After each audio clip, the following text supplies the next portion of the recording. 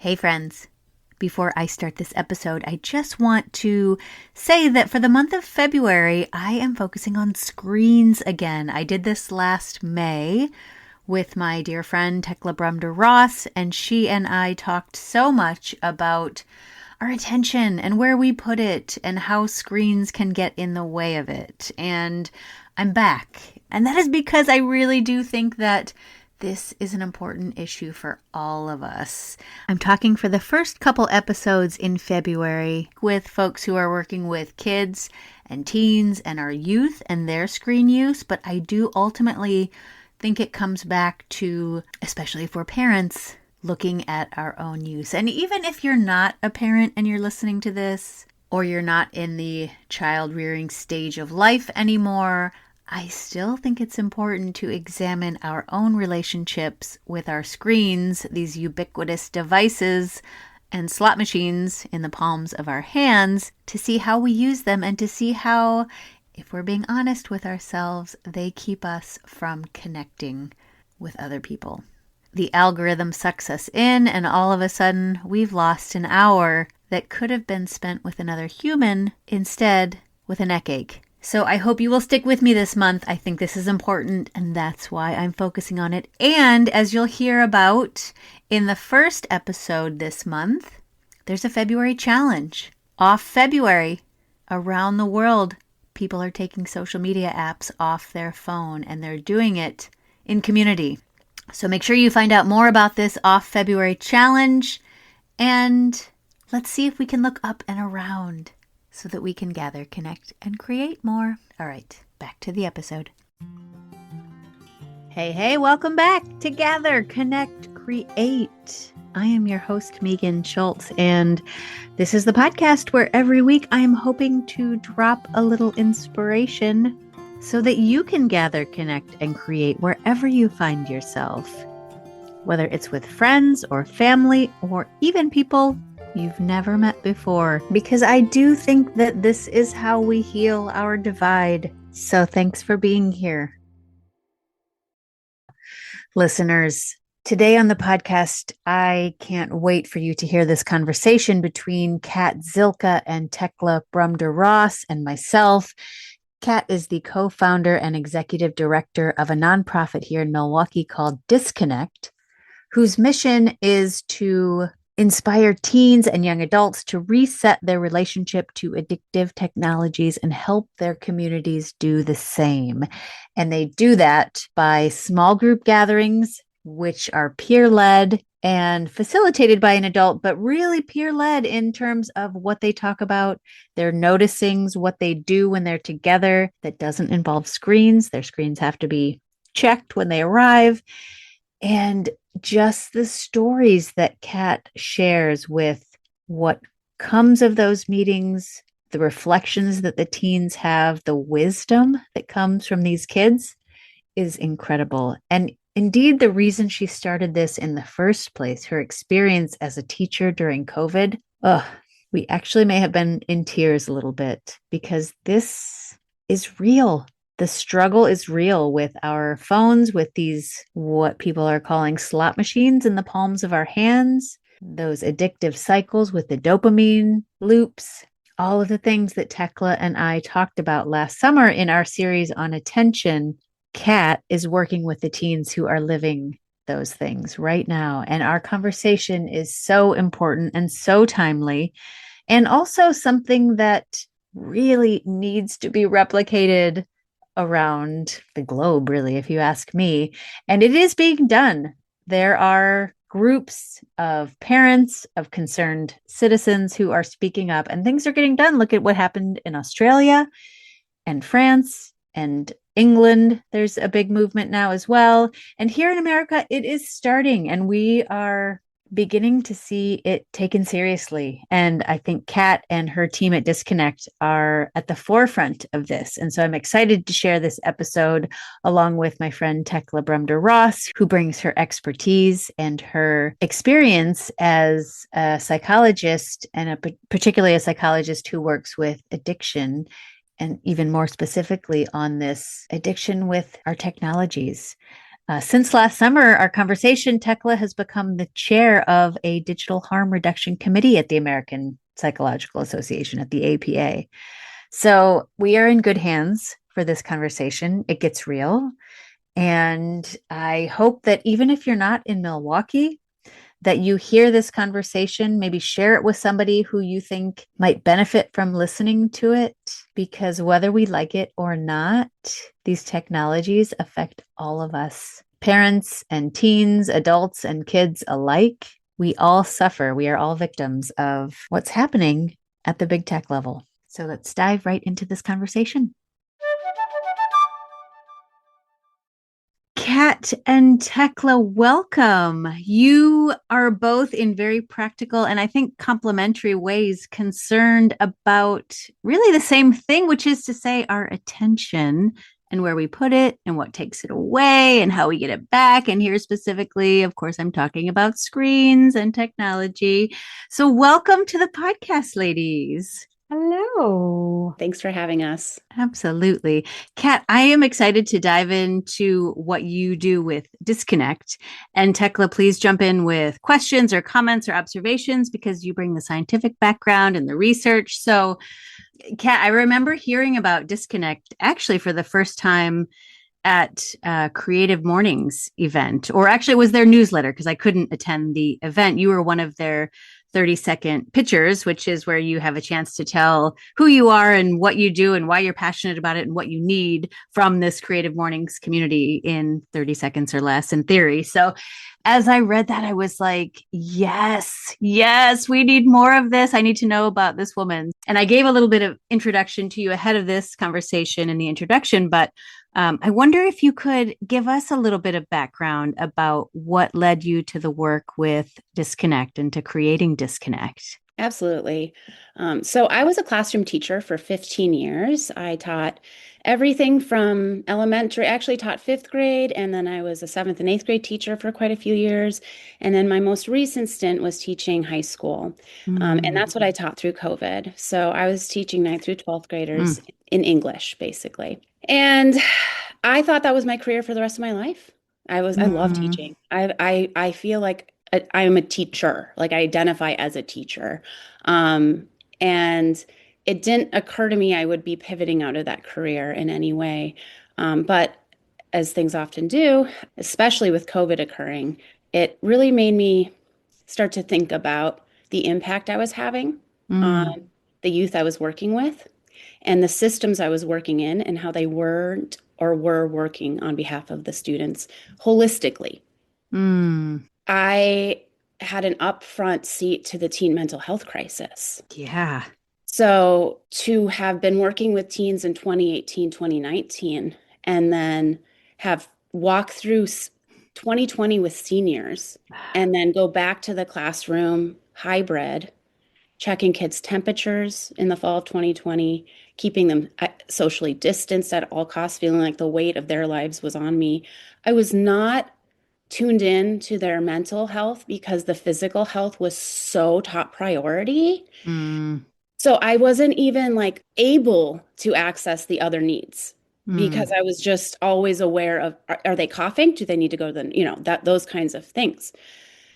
I like to say, at least for me as a teacher, one COVID year equals 5 years. It was massive burnout, like Yeah. massive burnout. Yeah. Um, when I finally came up for air the following fall, 2021, that's when the mental health crisis really started to make itself more apparent to me. Mm, At the school I was at, I had a group of advisees, which is pretty common, or a homeroom or something like that when you're a high school teacher.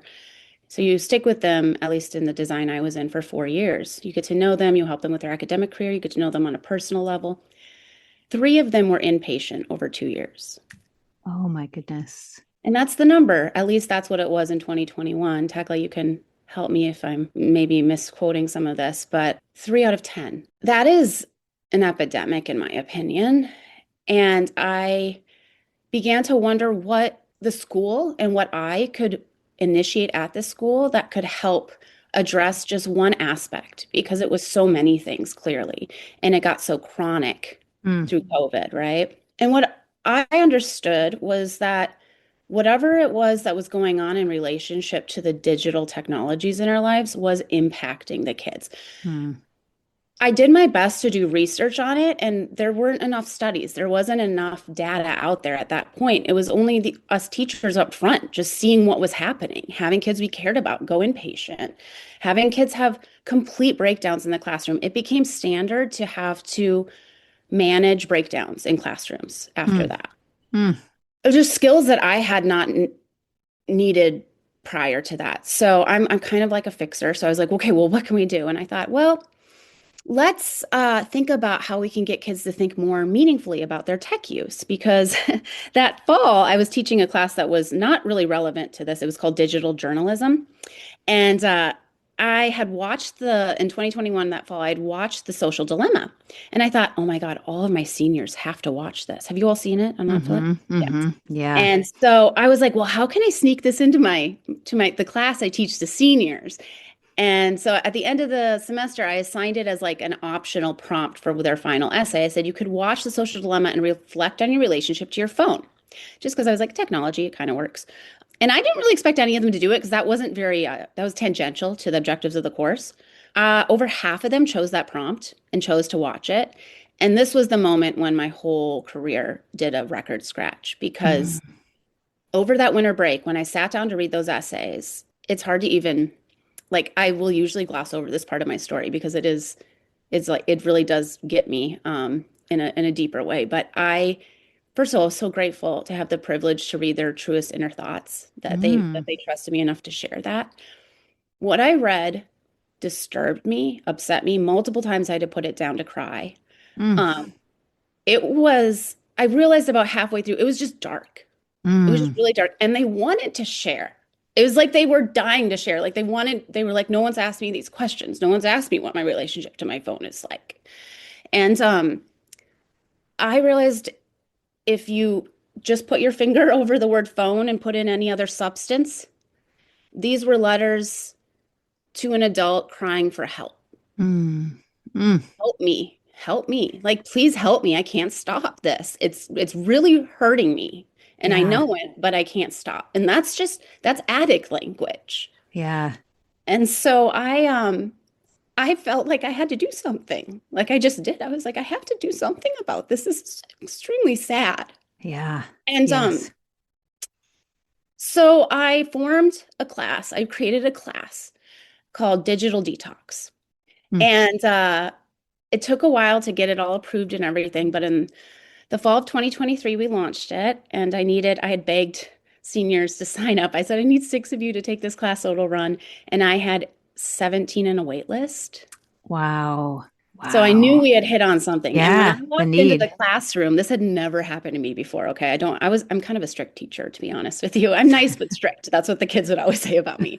So it's not like I'm like the fun teacher rolling in as a clown, but I walked into this classroom and they applauded spontaneously on the first day of class because Oh I my. said just something like, let's do this. And they were like so in it. And those kids gave me access to their whole relationships to their Wow. devices. We Wow. used a round table style where they discussed it. We had books, we had writings, we had readings. It was really transformative for all of us. And I was fine I mean, I had designed the course, but I was also adapting as we went because I knew I was going to be hearing a lot, right? Yeah. So at the end or every time I surveyed them, they would they would tell me the things that they liked most about the class were the things that were not anything I had worked hard on. Not no course design, no elements of like, oh, this was a great book you chose and discussion you led. It was all of the social emotional learning elements. Mm. Mm. So, for instance, I had initiated this thing that we just called the sit, which is where for the first 10 minutes of class, the minute they came in, they checked their phone average screen time for the day. They wrote it down. They checked their top app. They wrote it down. So just like self accountability, they were keeping track of their data the whole semester, which was really Mm. interesting to see at the end of the Mm. graphic. That was very interesting. But then we just sat for 10 minutes and did nothing. And it Wow. wasn't meditation, it wasn't mindfulness because they were those words can turn them off, Mm. especially if they've never sat for any amount of time. It was just like, oh yeah, this might suck. Like I would tell them that. I'd be like, sometimes if we haven't sat and just been with ourselves, some really hard things might come up. Mm. And then they would rank how the sit was for them too. So that was another set of data we collected from them, or they collected on a scale from like 1 to 5 or something like that. But at first it was a hard thing to get them to do. They thought I was like a wild person, you know. I also, Yeah. Tekla, you might appreciate this, but I would play bilateral music for them as well. And so they would sit and halfway through the semester, it's the number one thing they started saying they loved.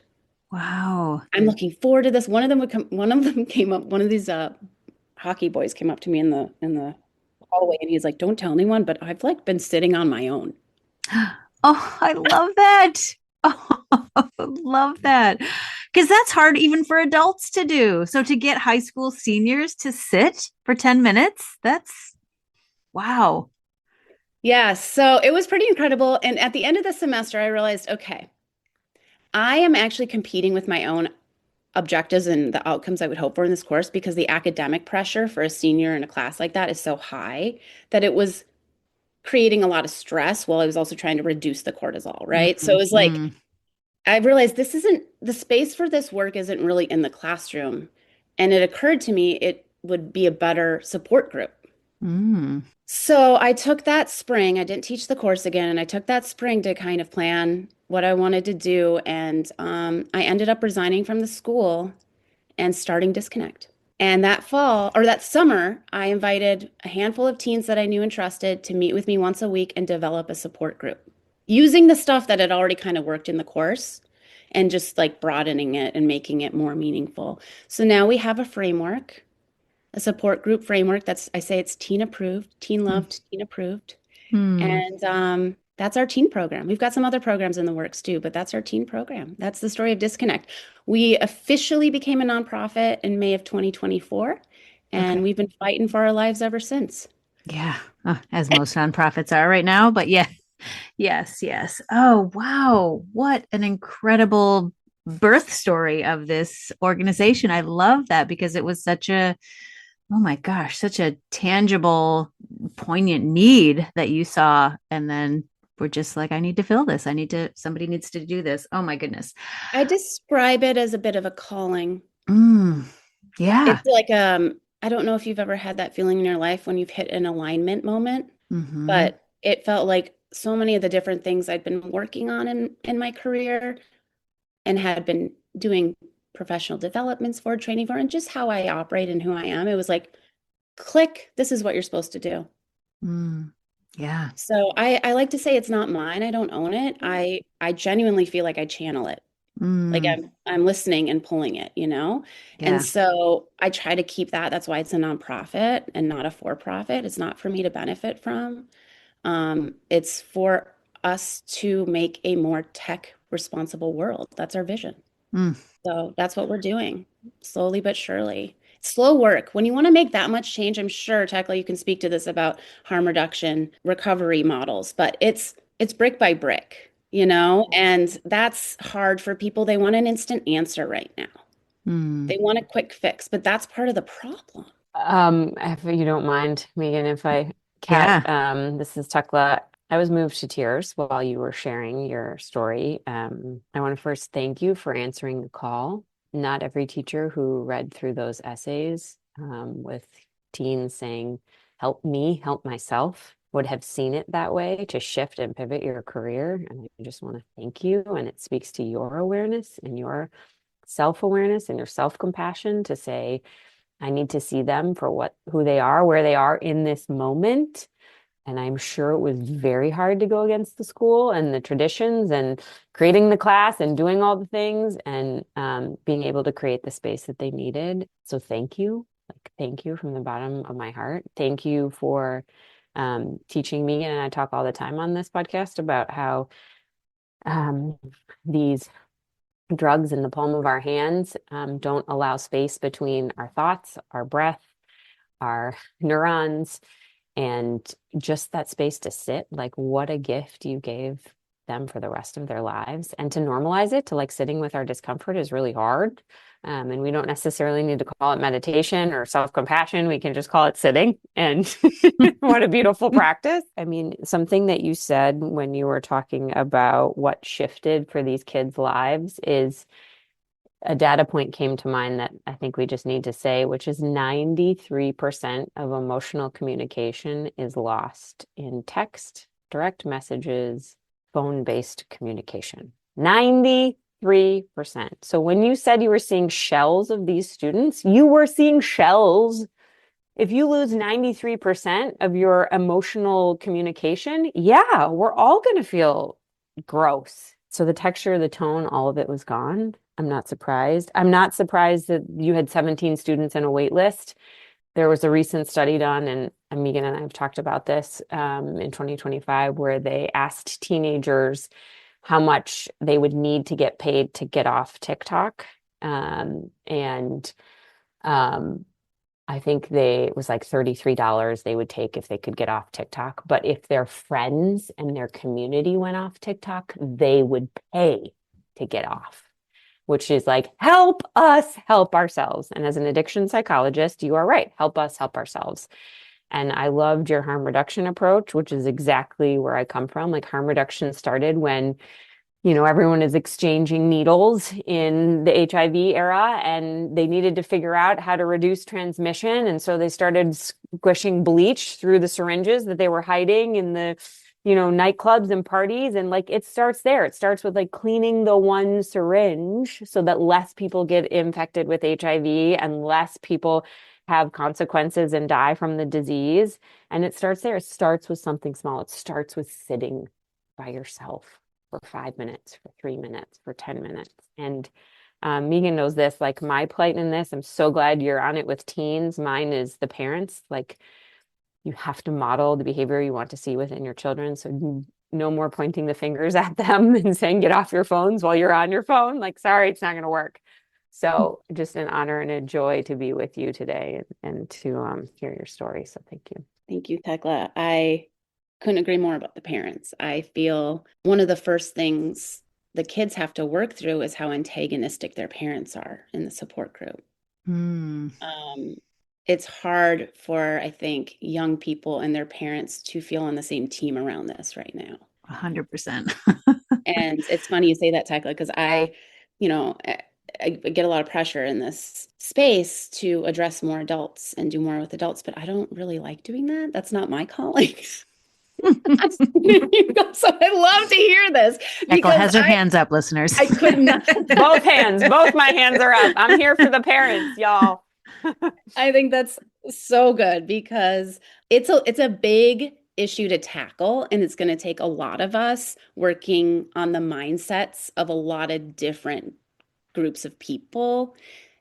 But ultimately, I think the underlying philosophy of harm reduction is exactly the right way to go, because the bottom line is you can't just take a phone from a teenager anymore. Yeah. And also, what are you doing when you do that?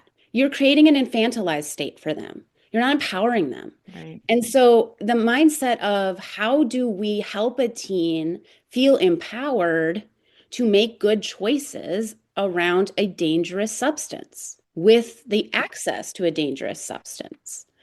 Okay, we know how to do this. We have a lot of examples of this in history in regard to teens and relationships to things. But also, more importantly, in my opinion, it's about getting parents to understand that the phone isn't the problem, meaning the phone is morally neutral.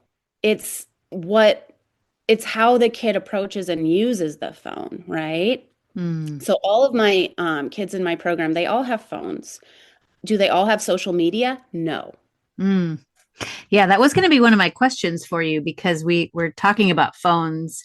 And are we talking about phones, or what is it that they're talking about most? Is it the actual brick of a phone, or is it these apps that are taking us down paths that they don't need to be taken down? I think it's becoming, even in the small amount of time I've been doing this work, it's becoming clearer to everyone how truly harmful social media is on balance.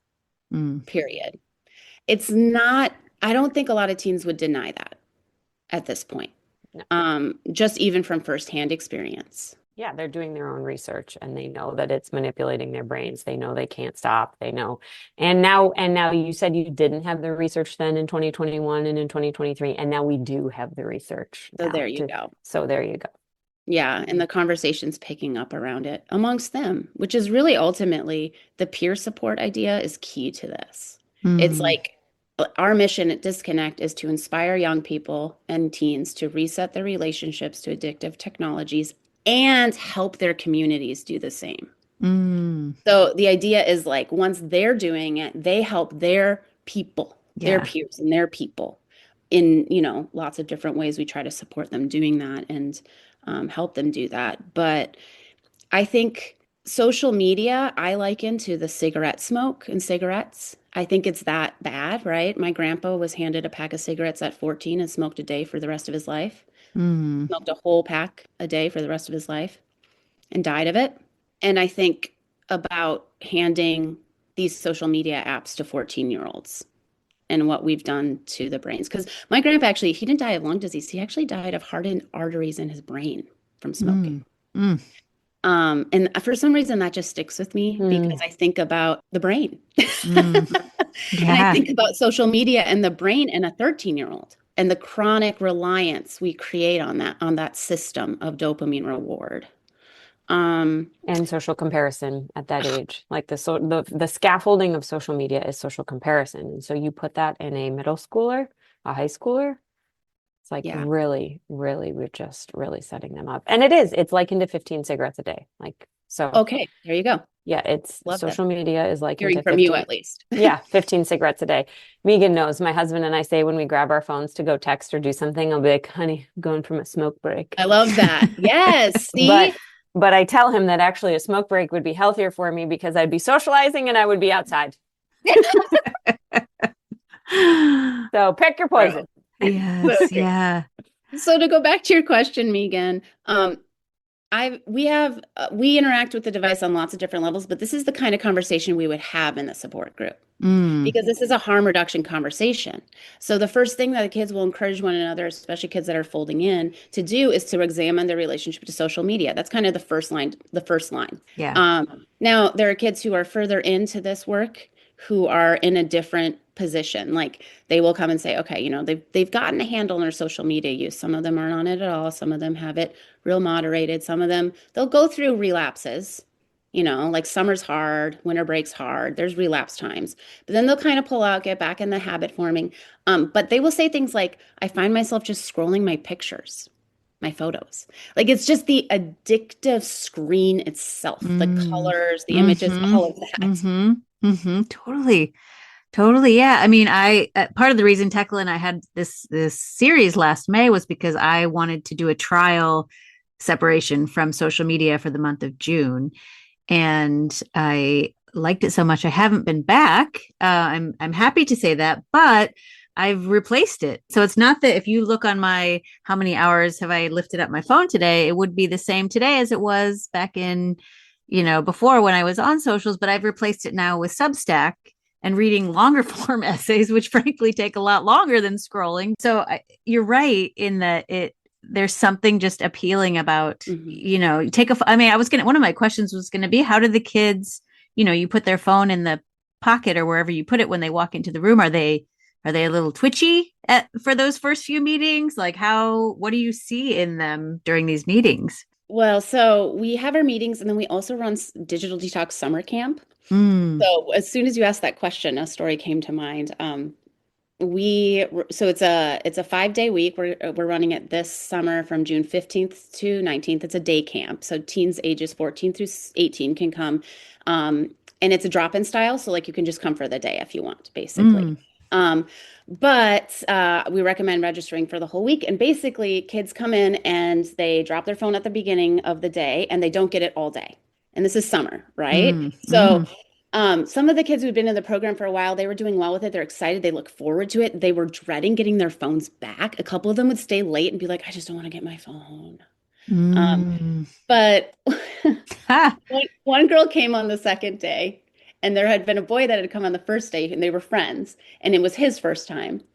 And we were about an hour into the day, and we were doing this little group thing, And she was very, very twitchy, very twitchy. And Mm. she was like, I don't know. And I could hear her say to him, I don't know if I can do this. And he leaned over and he goes, don't worry, that was me yesterday. It gets better. Welcome to the rooms of recovery. I mean, you literally couldn't have described an AA meeting or recovery meeting like this is the rooms of recovery. This is exactly what happened. Hmm.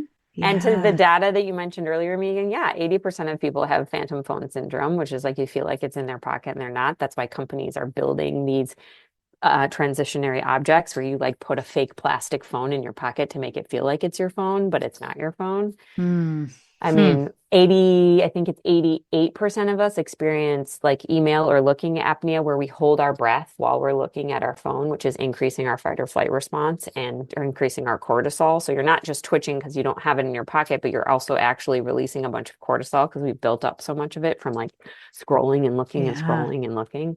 So yes, all the physiological withdrawal Oh my symptoms God. are the same.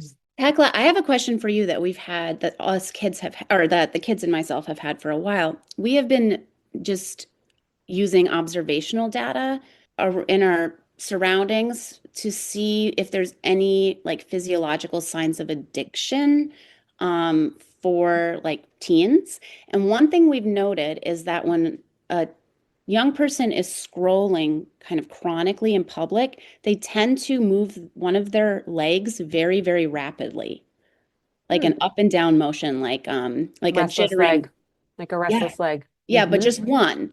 And once we started talking about it, I see it everywhere and they do too. Like you'll see a person in public scrolling and they'll be jiggling their leg up and down really, really Hmm. fast, like so fast. Hmm. And I started to think of it in my own kind of observational world as a sign of phone addiction.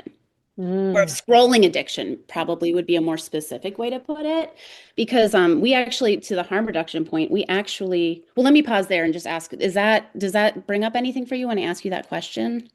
It's a really great question. Have I seen it in the rooms of recovery? You bet. Have I seen it in my family of origin with all my family members who struggle with the disease? 110%. So yes, it's present. We're in a really interesting place right now, Kat, where we are defining addiction in technology. We have it for gaming, right? For gambling and gaming. But the DSM is in very much exploration about what does technology addiction look like. And I would love to have you come to our digital harm reduction committee at APA and say, okay, who's looking at the physiological biomarkers of teens specifically while scrolling?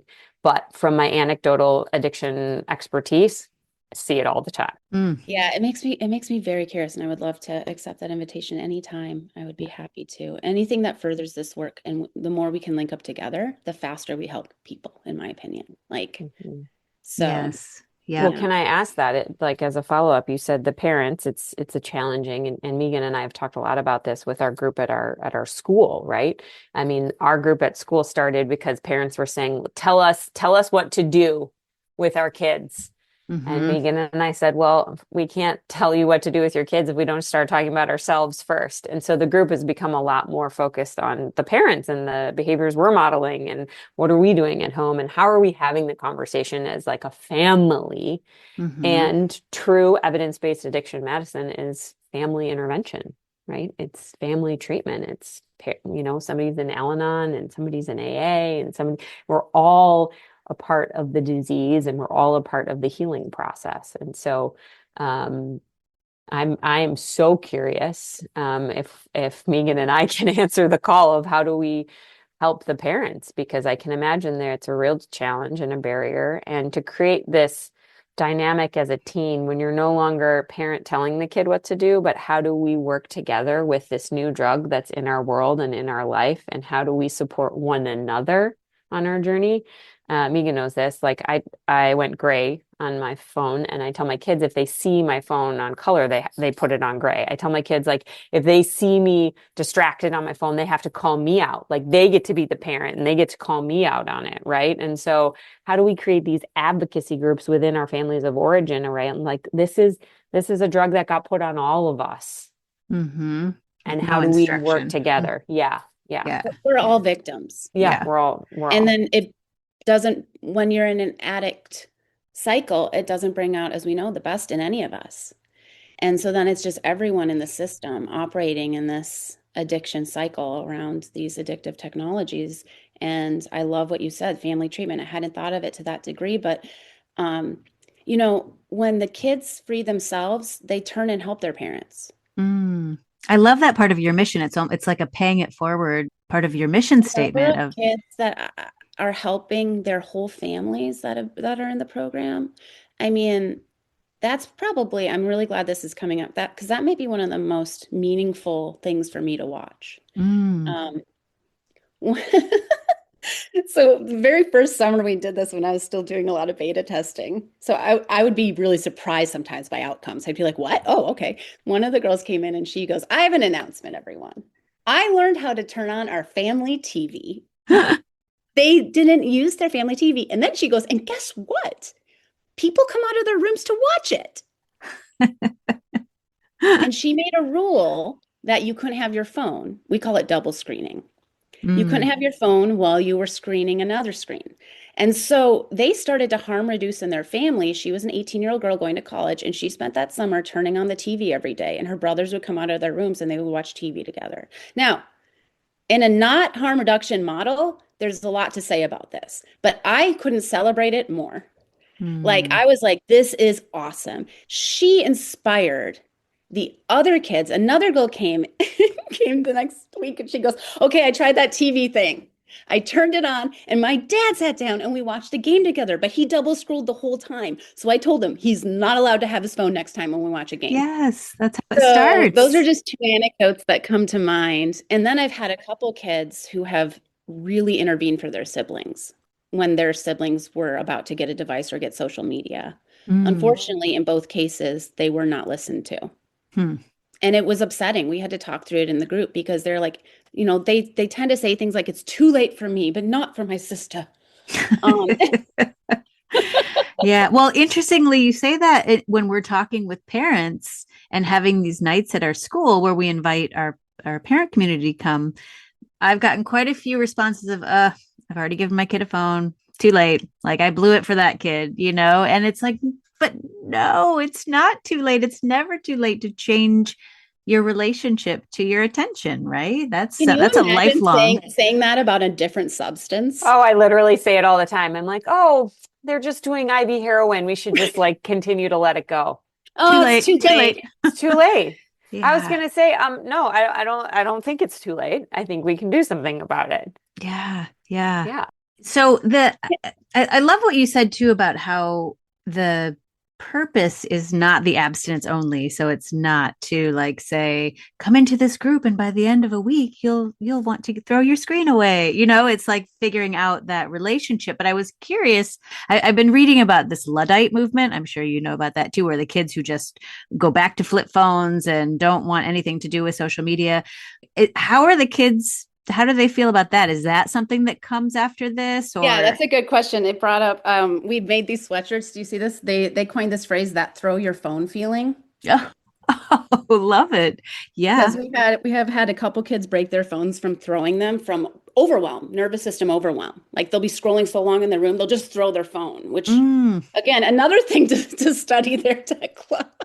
Because I'm very curious about that as an impulse, because I hear it anecdotally a lot. I scrolled so much and I just threw my phone and I broke it or whatever. So we say it's Very, that. very, That's very crazy. common in drug users to like, go and toss all of their drug and put it away. Also binge eating, any sort of behavioral addictions, right? To like toss it and then Yeah. go like find yourself back in the garbage, like digging through and trying to get the drug back, right? Because we're physiologically addicted.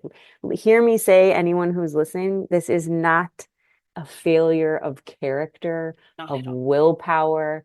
There is nothing wrong with you. We are all succumb to this. This is a physiological disease.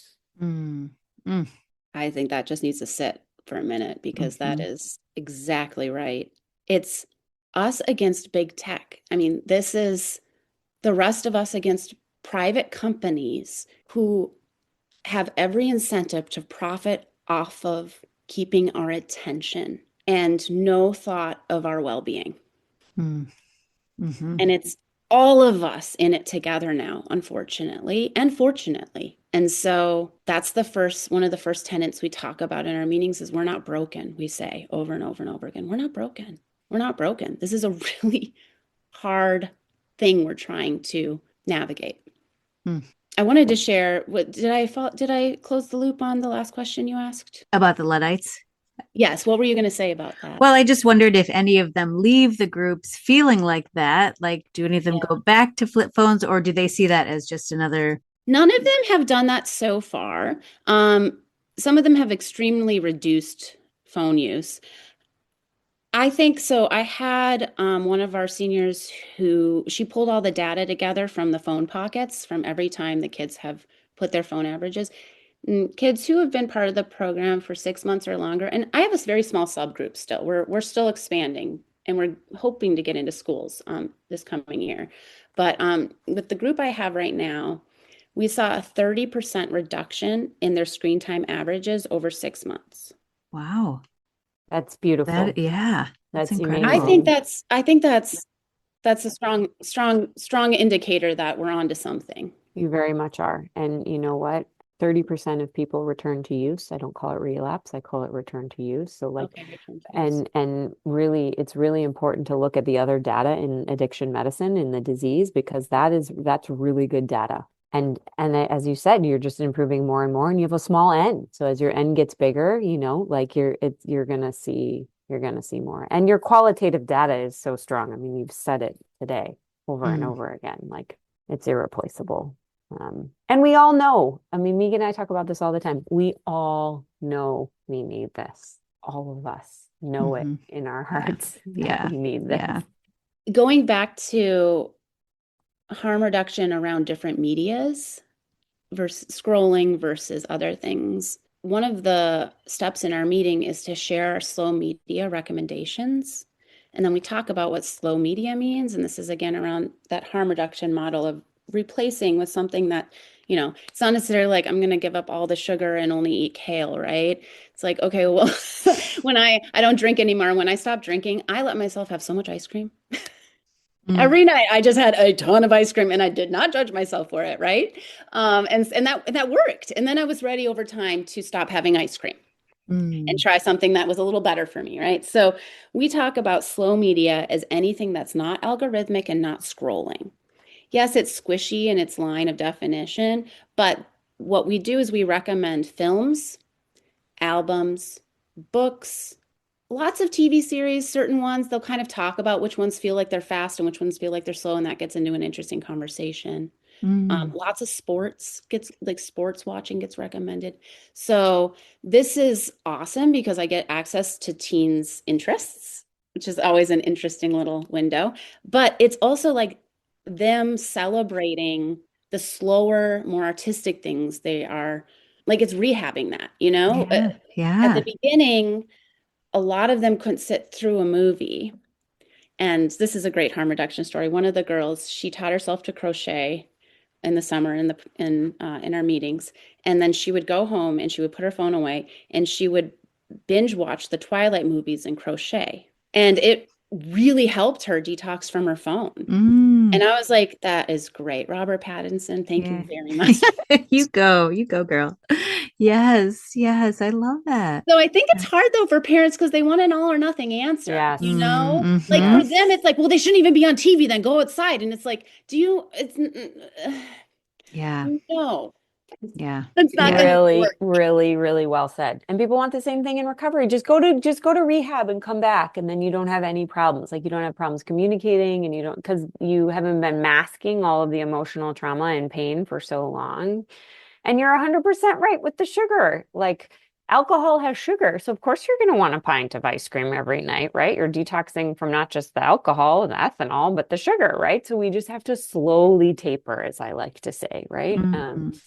And I love the idea of getting to know kids better and what's working for them. And I love the crochet needlepoint movement as a harm reduction movement. It's beautiful. I'm curious because what I'm hoping that listeners will take from this are just some of the concepts we're talking about, of course, but like, could this be replicable elsewhere, right? If people who are listening don't live in Milwaukee and wanted to host some gatherings like this. And I'm just curious where you have a teaching background, but are you creating lesson plans for these meetings? Are they purely organic with what the kids bring each week and where they're at, and you just meet them there? Or how could somebody do this, or where do you get these ideas from? I guess it's kind of a lot of questions in one, Absolutely. but No, I think I get what you're saying. Distribution, mm, which has been one of our main it's been a focus for this past year is, okay, we have this model. How are we going to be distributing it? And this is where the universe comes back. I knocked on a lot of different doors to find out the best path forward for this. Right now, we meet independently at a local library, and it's a pretty set group of kids. But what we have is a model for an hour-long support group. It's a 5-step meeting model. And what we are doing with it is we're bringing it into schools. mm, Now, where it fits in each school, this is where my background as an educator can really help, because I'm sitting down with each administrator and asking them, where would you like this to fit? mm, How do you want this to work in your school? The best thing the one requirement I have is that it has to have a choice involved in it, meaning that this is not mandatory for kids. So mm, it can be a club, it can be before school, it could be a lunch meeting, it could be an advisor that has a class that wants to include it. It could be sports captains. There's so many ways we can start a movement at a school with a core group of kids who can get excited and be the ones that experience it and then bring it out into the community that they're in. So mm, it's not like we sweep in and change 400 kids in a school. We're coming in and saying, can 15 kids come to a meeting? mm, And how can we find time for that in your school environment? And schools need to prioritize that, right? Now, fortunately, now the network I'm starting to work in has those priorities already in place for mental health. So we are more on a similar team. My goal, and I have facilitator training alongside of this. Currently, I'm the only facilitator, but I have one other facilitator who's trained and 2 others that I'm in the process of training. We can then lead on a larger scale. My hope would be to bring this to other cities. mm. Yeah, I feel like that would be snapped up in a heartbeat. Yeah, what I really want to do is hire burned out teachers and social workers. There you go. Just about to say, you got a lot of compassionate people. And can I just like piggyback on that to say, so I'm doing it with medical students, and we're doing it's self-compassion based, but can't talk about self-compassion these days without talking about your phone. And then physicians want it. And so it's a ripple effect. Like it's gonna ripple into other communities. So keep spreading it, keep passing it. It's huge, and we're here to support you in it, Kat. I mean, amazing. Thank you. Yeah. If any listeners are interested in donating and just being part of our cause on the ground floor, we actually have a $5 Founders Club, which is just $5 once a month, and it goes a long ways. The more people we have who subscribe to that and just donate $5 a month, I really like the idea of this mission being shared by a lot of people, because my promise to your listeners and really to the community that is interested in this is just to keep going, Mm, mm, because we've built something and we're just going to keep going, because I feel the momentum. I see the impacts. And like I said at the beginning, this isn't mine. This is something I heard and wanted to do. So $5 a month is just shows us in this, who are all volunteering right now for this organization, that there's people out there who believe in it, Mm-hmm. mm. you Yeah. know, and Yes. who believe like, oh my gosh, I really believe in this kind of model to address this problem. Yes. Yeah. So disconnectme.org/donate. Okay. Excellent. I will put that in the show notes as well Thank so you. that people can donate. Mm-hmm. And you're putting your money towards something that's actually evidence-based, because you're just creating a recovery model for teens. Yep, And it's just a different drug. So yes, exactly. There is lots of precedent for this way of recovery. Yeah. And Yeah. I have benefited from it myself in other domains. And I am so, it's like if being in recovery groups is so many things at once, and that's the beauty of it, Mm, you know? hmm, And some of the most wisdom comes from the people who are there with you in the trenches. mm. mm-hmm. It's not from that facilitator who's got it all together. Right. Right. It's from bringing the people together who want to do something different and they have a hard time. Be on the lookout for us in the next couple of years because we're coming for college campuses around artificial intelligence and the Oh. addiction around AI.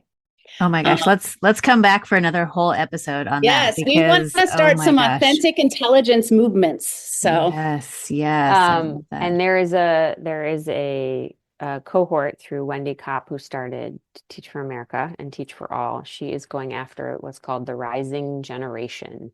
And how do we support them to continue to do the great work they want to do in the world and the philanthropic work they want to do in the world and not just go work for consulting firms. So let's Mm, make sure you get connected to that group and make sure that moves forward. yeah. Megan, can I just give a plug for you in this podcast because it's all about connecting and gathering and coming together in community. And I think what Kat is doing is such a beautiful example of like grassroots community gathering and community effort. And so thank you for creating this Yes. podcast and bringing us together so that we can align our forces. And I know you and I are just deeply humbled that Kat and her team are coming to our Montessori public school or Milwaukee public school to bring Yes. the teens to talk to our parents and kids. So it takes a community and it takes all of us. And thank you for bringing us together. Yes, absolutely. And for those who are local and listening, do you have openings in your groups? Could people join up now, or is this something they should just watch your website? I know there's the summer camp you talked about, and that is I saw that was on your website. People can sign up now, and I'll put a link to that as well, that for that week of June 15th. But is there any other opportunities locally? we do welcome guests to come to our meetings. And then as soon as I have a critical mass, I spin out and do another meeting. Okay. Okay. So yeah, so we're growing like in that manner. So yes, guests are always welcome to come to our meetings, and they can shoot me an email. I don't publicly distribute that right now, but they can shoot me an email and I'll send that information. But the best way to get plugged into our organization is honestly camp.